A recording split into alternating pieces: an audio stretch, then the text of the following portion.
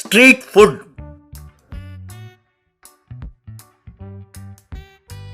शिरोल नाम के गांव में झांसी नाम की एक औरत अपने बेटे पवन के साथ एक होटल चलाती थी। उसके होटल के सामने जगन नाम का एक व्यक्ति एक मटन की दुकान चलाता था। एक दिन गांव का सरपंच बोस मटन शॉप पर आया। क्यों जग्गू भाई, कैसे हो? बहुत दिन हो गए तुम्हारे मटन को खाए हुए। तब जगन की पत्नी राधा, क्यों भैया, मेरे पति का मटन कह रहे हो? कहीं उनको काट कर खाने वाले तो नहीं हो ना? अरे चुप रहो बहन, लोग सुनेंगे तो सोचेंगे कि ये सरपंच बहुत कमीना आदमी है। अरे राधा, तुम चुप रहो। सरपंच जी के लिए 1 किलो मटन देना। क्यों जगन, तुम्हारी पत्नी बड़े गुस्से में है? तुम घर पर पैसे नहीं देते हो क्या? तब मटन लाते हुए राधा, हाँ हाँ देता है, थैली भर भर कर देता है। वो देखो, वो सामने जो होटल चला रही है झांसी, वो हमसे ज्यादा कमाती है। अच्छा, तो तुम्हारी नजरें वहाँ टिकी हैं। देखो बहन, उसका पति नहीं है, फिर भी अपने बेटे के साथ एक छोटा सा होटल चला रही है। ऊपर से इस सारे गांव में यही एक होटल है और उसके पास खाने के लिए लोग दूर दूर से आते हैं। यही तो मैं भी कह रही हूँ कि ये सिर्फ एक होटल है, लेकिन मटन शॉप गांव में बहुत सारे हैं, इसीलिए हमें वो होटल चाहिए। अगर आपने वो होटल हमें दिला दिया तो हम हर महीने आपको मामूल भी देंगे। पर ये तो अन्याय है। अन्याय वन्याय कुछ नहीं है। हर हफ्ते आकर मुफ्त में मटन लेकर जाते हो ना, चुपचाप वो होटल हमें दिलाते हो या नहीं? वरना मुझे पता है उसे कैसे हासिल करना है। अरे तैश में मत आओ। वैसे तुम कह रहे हो ना कि मुझे मामूल दोगे, तो समझो वो होटल तुम्हारा है। यूं कुछ दिनों बाद सरपंच झांसी के पास गया और देखो बहन, तुम्हें जो लीज का टाइम दिया था वो पूरा हो चुका है। अब तुम्हें ये होटल खाली करना होगा। पर ये क्या सरपंच जी, मैं तो हर महीने ठीक ठीक किराया दे रही हूँ ना। वो लीज के पैसे कितने हैं जरा बताइए, मैं भर देती हूँ। देखो बहन, सरकार का ये नियम है, किसी एक को ही बार बार लीज में नहीं देना चाहिए। इसीलिए इस बार वो मटन शॉप वाले जगन को दिया है लीज में। ये सुनकर पवन, माँ मैं समझ गया, राधा से पैसे लेकर सरपंच ने ये होटल उन्हें दे दिया है। हम इसे खाली नहीं करेंगे, जो करना हो कर लेना। अरे इतने से हो और मुझे रिश्वतखोर कहते हो और कहते हो कि खाली नहीं करोगे? अरे बच्चू, देखते जाओ तुमसे मैं खाली कैसे कराता हूँ। कहकर चला गया। उस दिन रात को अपने आदमियों से कहकर झांसी के होटल को आग लगा दी।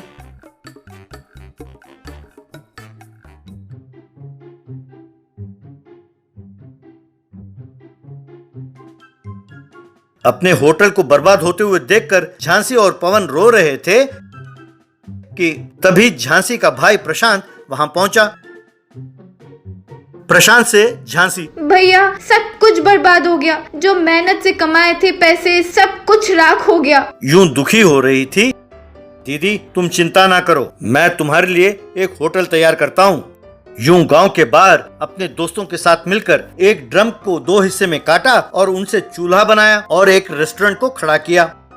ये देखकर झांसी, अरे भैया ये तो बहुत बढ़िया है। अरे एक चूल्हे में इडली डोसा बनाएंगे और दूसरे चूल्हे में मटन चिकन वगैरह बना सकते हैं। अब शहरों में सब ऐसा ही करते हैं दीदी। वहाँ पर लोग इसे स्ट्रीट फूड कहते हैं। अब तुम्हें किसी कमीने से डरने की जरूरत नहीं है। ये जमीन भी तुम्हारी है, तुम्हारे नाम पर परसों ही मैंने इसे खरीदा है। अब शुरू करो अपना स्ट्रीट फूड। देर किस बात की दीदी? तब सब मिलकर स्ट्रीट फूड चलाने लगे। लोग दूर दराज से आकर वहाँ पर चिकन मटन सब खाने लगे। एक ग्राहक ने झांसी से, दीदी तुम्हारा ये स्ट्रीट फूड का सेटअप बहुत बढ़िया है, एकदम ढाबा स्टाइल में बड़े सिंपल बनाया है आपने। मैं अपने दोस्तों को भी यहीं भेजूंगा। अच्छी बात है भैया, बहुत खुशी हुई। इस तरह आसपास के गांव में भी झांसी का स्ट्रीट फूड बहुत मशहूर हो गया। राधा के होटल में जगन और राधा दोनों खाली बैठे थे। तब सरपंच बोस वहां आया और अरे ये क्या, होटल में कम से कम मक्खी भी नहीं है। अरे जब तुम्हारी मटन की दुकान थी तब कम से कम थोड़ा बहुत तो ठीक था, कम से कम 4 मक्खियां तो मंडराती थी। अब तो उन्होंने मटन का बिजनेस भी शुरू कर दिया है, वो भी तुम्हारे हाथ से गया। सारे गांव वाले उस स्ट्रीट फूड के पास ही जा रहे हैं खाने के लिए। अगर सब वहाँ चले गए तो हम चुप बैठेंगे क्या? उसको भी उड़ा देंगे, तब लोग झक मारकर यहीं आएंगे। मैंने आज रात को ही उस स्ट्रीट फूड को तबाह करने का मुहूर्त निकाला है। यूं उस रात को कुछ लोगों को साथ देकर जगन राधा और बोस स्ट्रीट फूड के पास पहुंचे। वहां जाकर उसे आग लगाने ही वाले थे कि वहां पहरा दे रहे 4 कुत्ते उन पर टूट पड़े। तब दौड़ती हुई राधा, अरे ये कुत्ते कहाँ से आ गए? अरे कोई इसे मारो, मारो इसे। अरे कैसे मारे? अरे ये कुत्ते यहाँ के चिकन और मटन खाकर इनके वफादार बन गए। अब उनके खाने को बिगाड़ने आओगे तो वो चुप रहेंगे क्या? तुमने क्या उन कुत्तों को झांसी समझा है जो चुपचाप रोते हुए चले जाएंगे? अब यदि हम यहाँ से ना भागे तो ये हमें काट कर बोटी बोटी नोच डालेंगे। तब उन कुत्तों ने इन्हें काट कर इन्हें वहाँ से भगा दिया।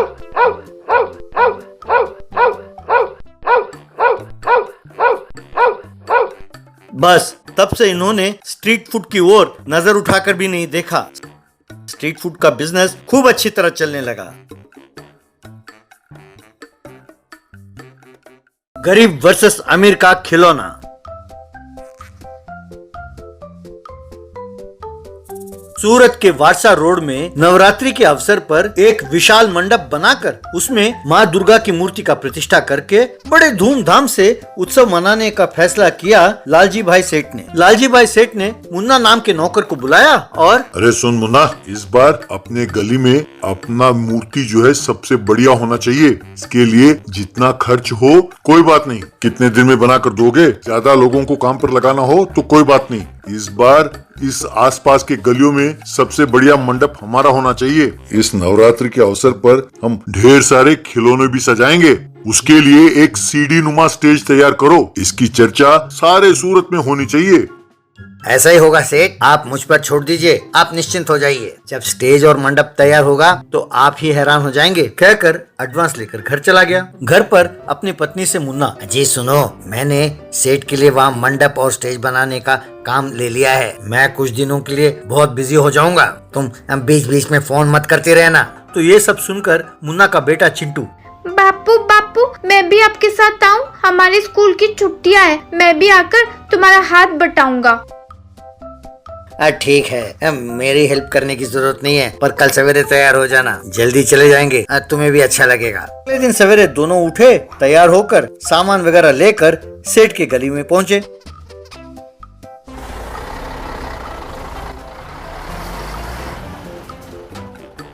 सामान उतारकर मुन्ना एक तरफ मंडप बना रहा था तो वहाँ सेठ के बच्चों के साथ मुन्ना का बेटा चिंटू खेल रहा था। सेठ का बेटा चमनलाल, क्यों तुम मुन्ना के बेटे हो? तुम्हारा क्या नाम है? चिंटू। चलो आओ हमारे साथ खेलो, हम गेंद को मारेंगे, तुम दौड़ कर जाकर गेंद को लेकर आना, ठीक है? हाँ हाँ ठीक है ठीक है, कहकर उनके साथ क्रिकेट खेल रहा था और गेंद लाकर देने लगा। शाम तक मंडप तैयार हो गया। खिलौनों को सजाने के लिए सीढ़ी नुमा स्टेज भी बन गया। वो बहुत सुंदर था। बापू बापू मंडप तो बहुत बढ़िया है और ये स्टेज, ये तो बहुत ही ज्यादा बढ़िया है बापू। ये किसके लिए बनाया है बापू? बहुत बढ़िया है। अरे ये खिलौनों को सजाने के लिए है बेटा। वो जो ऊपर वाला सीढ़ी है उसमें भगवान की मूर्तियाँ रखेंगे, कि नीचे वाली सीढ़ी में राजा महाराजाओं के खिलौने रखेंगे और उसके नीचे जो भी खिलौने हमें पसंद है वो सब वहाँ सजा कर रखेंगे। यानी नीचे हमारी जो इच्छाएं हैं उन्हें छोड़ते छोड़ते किस तरह भगवान तक पहुँचे, इस कॉन्सेप्ट में बनाया गया है। ये सब बड़ी बातें हैं बेटा। तो हमारे गलियों में ऐसे क्यों नहीं बनाते बापू? हम भी बनाते हैं ना बापू। बेटा हम गरीब हैं, ये सब सेठ जैसे अमीर लोग ही करते हैं बेटा, ये हमारी बस की बात नहीं है। ठीक है बापू, अगर हम नहीं कर पाए तो कोई बात नहीं, मैं अपने खिलौने लाकर यहाँ सजा दूंगा बापू, ठीक है? मैं भी यहाँ खेलूंगा बापू। अरे बेटा, एक खिलौना खरीदने के लिए तो तुम हमसे बहुत मार खाते हो। हाँ? तुम्हारे पास गिनकर 2-4 खिलौने होंगे बेटा, और वो भी टूटे फूटे। अब मेरे पास नए खिलौने खरीदने के लिए पैसे नहीं है बेटा, ये वो हमारे खेलने वाले खिलौने नहीं है बेटा। यूं कह रहा था कि ये सब सुनकर सेठ का बेटा चमनलाल, मुन्ना कोई बात नहीं, उसे भी कहो कि वो उसके खिलौने लेकर आए, वो भी हमारे साथ खेलेगा। चिंटू अब हमारा दोस्त बन गया है। फिर चिंटू से, चिंटू कल तुम अपने खिलौने लेकर आ जाना, हम खेलेंगे। देखा बापू, हाय हाय, थैंक यू चमन भाई, कल मैं भी अपने खिलौने लाऊंगा और फिर हम सब खेलेंगे, कहकर घर चला गया।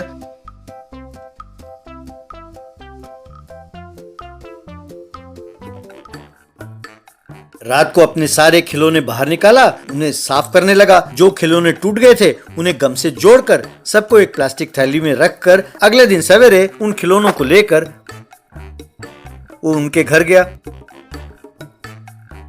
वहां तब तक स्टेज के पास कोई नहीं आया था, तो चिंटू कवर पकड़कर वहीं खड़ा था। तभी चमनलाल वहां आया।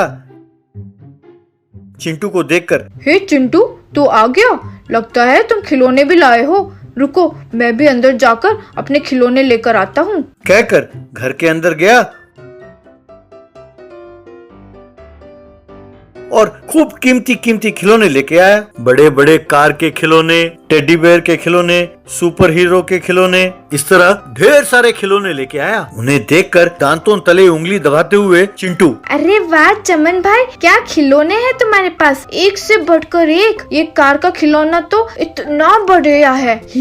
अरे ये खिलौना नहीं, सचमुच का कार है। ये इलेक्ट्रिक कार है बच्चों के लिए। हम इसमें बैठकर सवारी भी कर सकते हैं। ठीक है, ये उत्सव होने के बाद मैं तुम्हें इसमें बिठाकर घुमाऊंगा। कहकर अपने सारे खिलौनों को ऊपर वाले सीढ़ियों में सजाने लगा।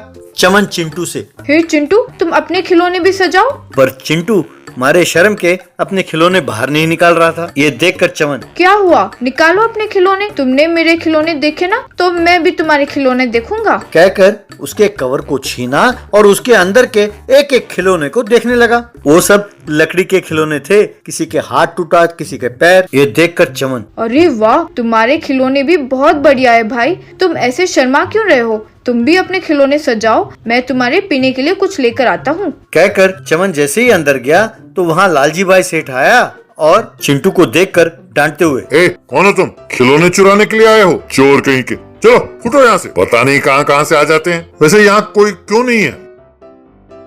सेठ जी, मैं मुन्ना का बेटा हूँ, नाम है चिंटू। मैं ये खिलौने सजाने के लिए आया था। तब अपना मुंह फेरते हुए लालजी सेठ, अच्छा ये बात है। ठीक है, जरा दूर खड़े रहना, खिलौनों को हाथ ना लगाना। कहकर आया और खिलौने देखने लगा।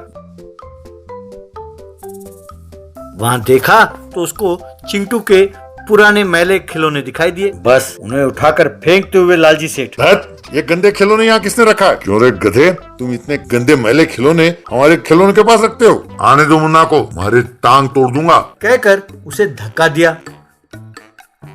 चिंटू रोते हुए पास खड़ा हुआ तो तभी चमन वहाँ दौड़ा दौड़ा आया और, पिताजी, ये आप क्या कर रहे हैं? मैंने ही चिंटू को बुलाया था। ये खिलौने सजाने का मतलब ही यही है कि किस तरह इंसान को भगवान तक पहुंचने का मार्ग ढूंढना चाहिए। ऐसी बड़ी बड़ी बातें तो करते हैं आप, पर खिलौने फेंक देते हैं। ये ठीक नहीं है पिताजी। कहकर चिंटू को बुलाकर चमन, चिंटू सॉरी यार, ये लो, ये सारे कीमती खिलौने भी तुम्हें ले जाओ, मुझे नहीं चाहिए। कहकर उन्हें देने लगा। नहीं चमन भाई, मैं अपने गरीब खिलौने से ही खुश हूँ। पहली बार देखने आया था कि खिलौने कैसे सजाते हैं, बस। कहकर रोने लगा और अपने टूटे हुए खिलौने लेकर चला गया। चमन अपने पिताजी से, पिताजी, ये आपने अच्छा नहीं किया, इसके लिए भगवान आपको माफ नहीं करेंगे। ये सुनकर लालजी सेठ कार में मुन्ना के घर गया और चिंटू को सॉरी कहा और उसे कार में बिठाकर खिलौनों के मंडप पर ले आया।